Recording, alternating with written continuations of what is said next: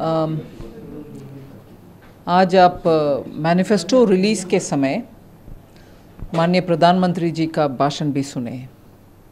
मैं उससे ही आपको जवाब देने के समय उससे ही 2-3 विषय को इधर जिक्र करना चाहती हूँ। प्रधानमंत्री जी के भाषण से पूरे मैनिफेस्टो का बैकग्राउंड और फ्यूचर के नज़रिया स्पष्ट आ जाता है। 3 मेजर पिलर्स को हाईलाइट किए हैं प्रधानमंत्री जी। एक है राष्ट्रवाद, जिसमें आपका विषय आ जाता है। दूसरा अंत्योदय और तीसरा सुशासन। आपके प्रश्न के जवाब देने से पहले मैं ये बात बोलना चाह रही हूँ कि चुनाव में जा रहे हैं हम। संकल्प का पत्र आज रिलीज़ किए हैं। संकल्प पत्र का विशेष रूप इन तीनों विषय के जोड़ते हुए आगे लेके जाएगा।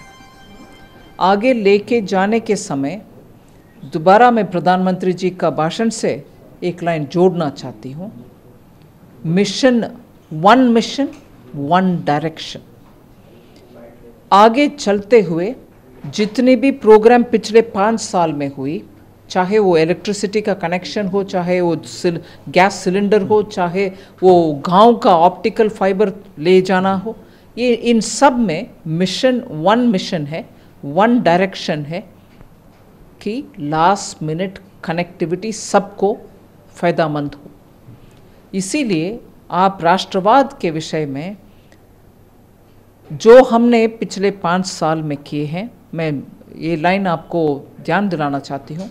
मेजर टेररिस्ट अटैक कुछ भी नहीं हुआ। हाँ, जम्मू कश्मीर में जहाँ बॉर्डर के इलाके में क्योंकि इन्फिल्ट्रेशन ज़्यादा होता है, उधर घटना हुई और उसका सबसे रीसेंट है कि पुलवामा।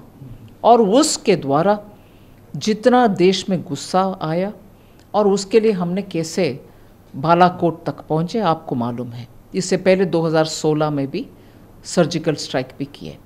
इसीलिए राष्ट्रवाद के विषय में हम देश को आगे रखते हुए, सामने रखते हुए, देश को ही टॉप प्रायोरिटी में रखते हुए हमारे मैनिफेस्टो में लिखे हैं। इसमें से वोट आएगा, वो जो प्रश्न आप पूछ रहे हैं, हमारी पार्टी में विपक्ष में हम जब थे तब से आज भी और जनसंघ के समय से भी हम देश को ही फर्स्ट रखते हैं। Nation first, party next, individual afterwards. इसमें मैं सिर्फ दुख से एक बात कहना चाह रही हूँ। बालाकोट में अटैक हुआ और एक टेररिस्ट कैंप में हुआ, ये तो स्पष्ट पाकिस्तान के द्वारा ही उसी दिन सुबह सुबह भारत देश में क्लेम करने से पहले उन्होंने क्लेम किया और उसमें 10-15 दिन तक कोई पत्रकारों को उस स्थान तक पाकिस्तान अलाउ नहीं की। फिर भी इस देश में ऐसे हमारे विपक्ष है जो बालाकोट का नंबर मांगते हैं, अटैक हुआ कि नहीं मांगते हैं। ये सब पाकिस्तान को सूट होता है, भारत देश को सूट नहीं होता। आज मैं याद दिलाना चाहती हूँ, नरसिम्हा राव जी के समय कांग्रेस के विपक्ष में जो अटल बिहारी वाजपेयी जी थे, उनको यूएन में भेजा गया भारत देश के विषय बात करने के लिए, क्योंकि ऑपोजिशन के ऊपर इतना सम्मान देने का नेतृत्व थे।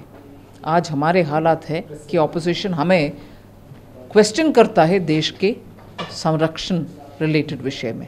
दुख की बात है। I don't think that indicates our commitment. Whether it's the first page or last page, every word uttered in the manifesto has equal importance. And on Ram Mandir, we have repeatedly said that it is a matter related to this country's roots, astha, and therefore, even here what we are underlining is, although the matter is still in the court, we will wait for the court. With respect, we'll take the decisions, but every possible route will be tried so that this matter gets amicably resolved. Yeah, because we also provided a clean government which Congress never provided. Will you ask them this question? You don't have anything like a clean government. Why is it that you don't have anything mentioned on corruption-free government in your manifesto? So there is no comparison at all. One comparison which was very nicely mentioned in the morning is the promises given by Congress are promises given by people who could not fulfill their promises since Indira ji's time. गरीबी हटाते हटाते हटाते देख लो कि क्या हालात आ गए. 70,000 देंगे गरीबी हटाने के लिए, अब ये अब तक हटाया नहीं पाए, आप प्रॉमिस दे रहे हैं. उनसे वो प्रश्न पूछो. ये नहीं है कि उनके प्रोजेक्ट स्कीम के जैसे हमारी नहीं है. हम तो probably 100 schemes already पिछले 5 साल में एग्जीक्यूट करके दिखाए.